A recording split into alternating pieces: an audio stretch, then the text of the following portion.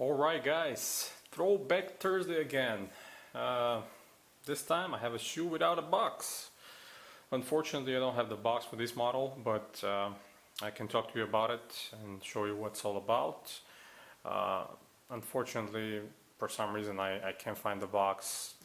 Maybe I lost it sometime in the past or when I was moving around, but regardless, let's get to the shoes. So this is one of the most memorable models from the time 95, 96. These came along with the Kamikaze 2s, along with the Blast that it's about to be retroed actually this upcoming Friday, the 29th of August, which is actually my birthday. Yay! I'm gonna go ahead and buy those right away so I can review them from you guys. But let's get to these. So the Roadblock, actually you can actually see the name of the model, which is written down on the heel, Roadblock. These were originally released for $80. They were sort of mid-range Reebok basketball sneakers for that time. Very distinctive design, by the way.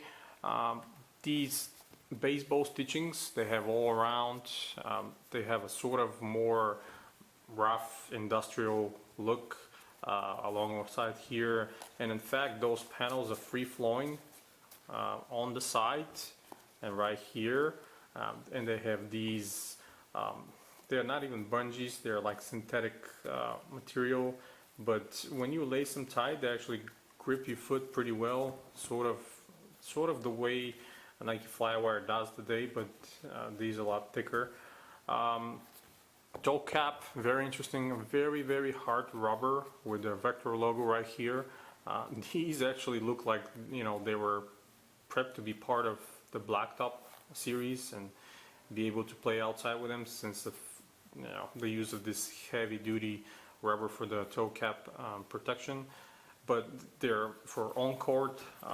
The Vector logo on the heel is rubberized as well. It's a rubber patch that was then stitched underneath the upper. The whole upper, by the way, is on this particular one is nubuck, which is kind of a textured nubuck. It was it was material that was used in a lot of models, including the original Kamikaze 2 as well. A Vector logo on the midsole. If the camera can pick that up and show it to you, right around here, facing the opposite direction.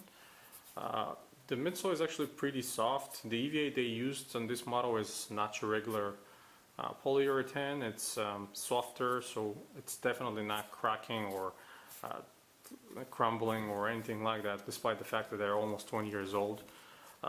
Same style pull tab on the heel with a silver Vector logo. The colorway on these ones were just black and white back in those days. This is the original tag. Made in China. The insole is white with the Vector logo. These are DS, as you can see, never worn. Very significant padding, very soft and plush right here.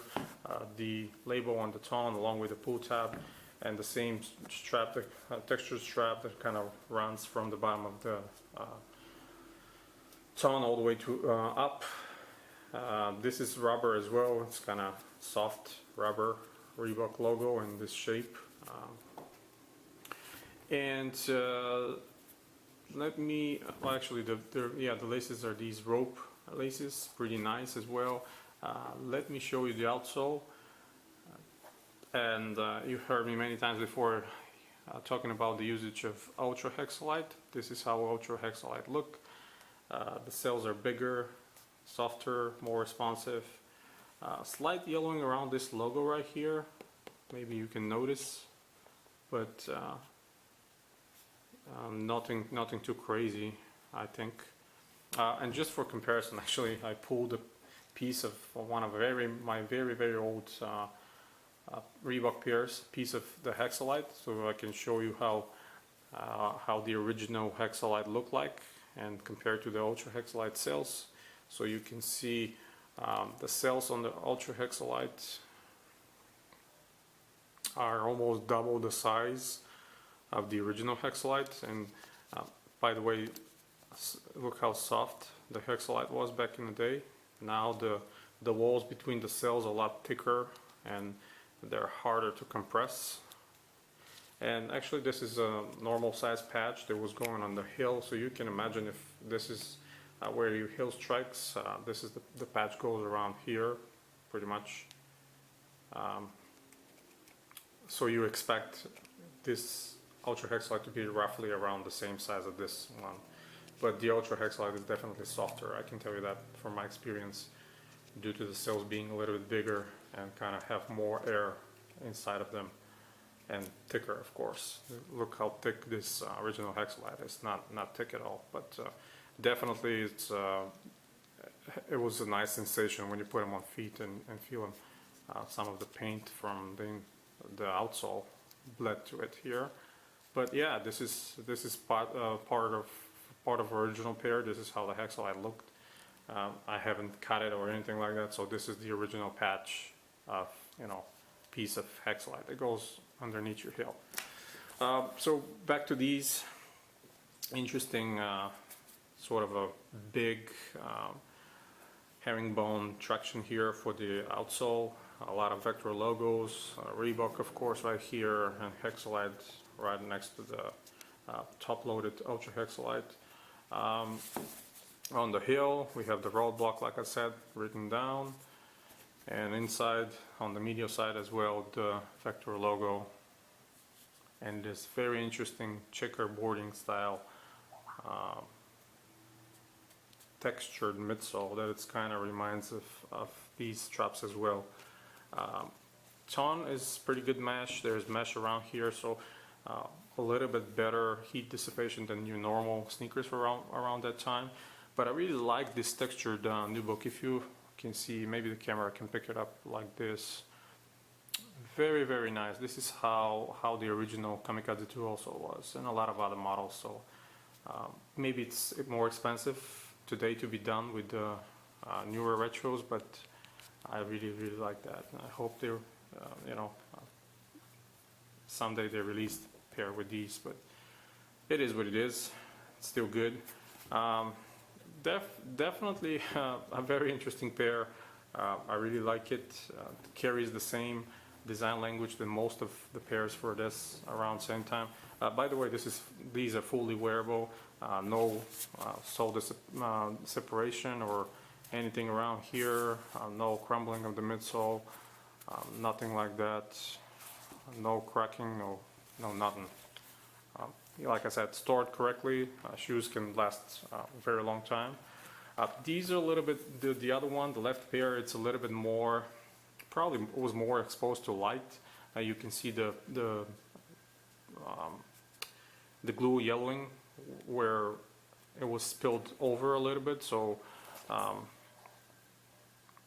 that's a sign that they were more exposed, and when the glue gets yellow like that, kind of loses its ability to stick. So if I really want to wear them these full time and rock them all the time, I'll probably consider re-gluing, repairing them.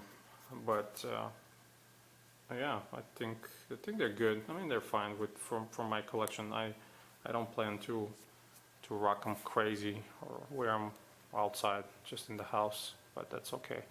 And you can see the clear Ultra Hexalite right here as well. A little bit of yellowing around this label as well, where the logo is.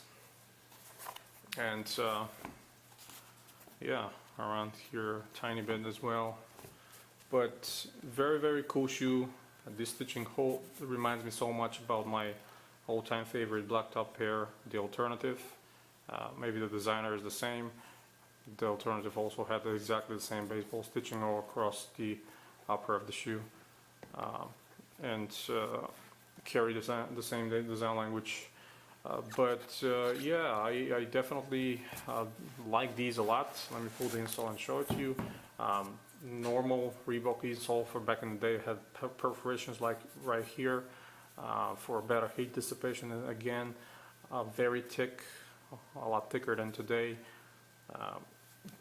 This one has this Hexalite pattern on the bottom, It shows you exactly the size. With the extra arch support here, it's a lot thicker. So yeah, it's definitely a very, very nice pair. By the way, the ton is held by bungees. That's a very nice touch. Always like that when ton is held up by those elastic straps on the side, or bungees, or whatever you want to call them. Yeah, this is the other label. They're full DS pair for me. You know, almost what, 20 years old now. So yeah, that's pretty much it, guys. Another great Throwback Thursday, another great Reebok model. I hope those gonna get some love from Reebok and get retroed. Oh, by the way, there was another colorway called, it was black, it was white, gray, black, and orange, or gold. Yeah, white, gray, black, and gold. It was very interesting because I had a lot of like sort of yellow gold hits right around here. This portion above the stitching, it was full grain leather. It was kind of very, very colorful. It definitely was super outgoing for the time. It looked very street, sort of speak. But yeah, these are, again, I really love. Great addition to my collection. Vintage pair, love them. Thank you guys for your support. Until next time, stay tuned to collectivekicks.com for more sneaker news, reviews, and history articles. And you have a wonderful day.